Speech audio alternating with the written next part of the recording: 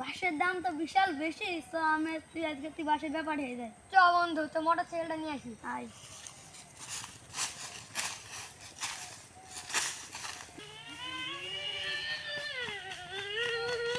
বন্ধু চলো এখানে গাড়িটা থুই তো।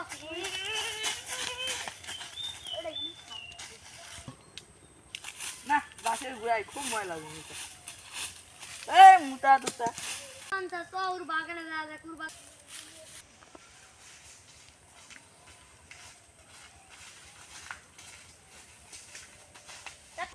চাচা, আপনার বাগানে বাঁশ কত আছে? আপনার মাথায় চুল কত আছে? চাচা, মাথার চুল কিভাবে গুনবো? আমার এত বড় বাস বাগানে বাস কিভাবে কিনবো? তাও তো ঠিক। বাস কিনবা? হ্যাঁ, আমরা তো কিনতে চলো আইছি। তোমাদের দেখাচ্ছি বাস।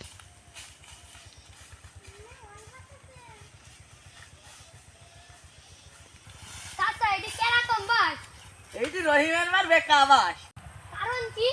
কারণ রহিমের মা ঘর বৃষ্টির দিনে পড়ে গেল, দি বাস ধরে উঠছিল, বাস বেকা হয়ে গেছে, তাই রহিমের মার বেকা বাস।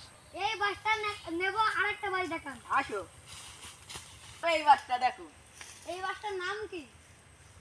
আকাশের মা সুজা বাস। কেন? আকাশের মা পড়ে গেল, পড়ে দিয়ে বাস ধরে উঠল না, কোন সে ধরে উঠল, তাই এই বাসের নাম আকাশের মা সুজা বাস।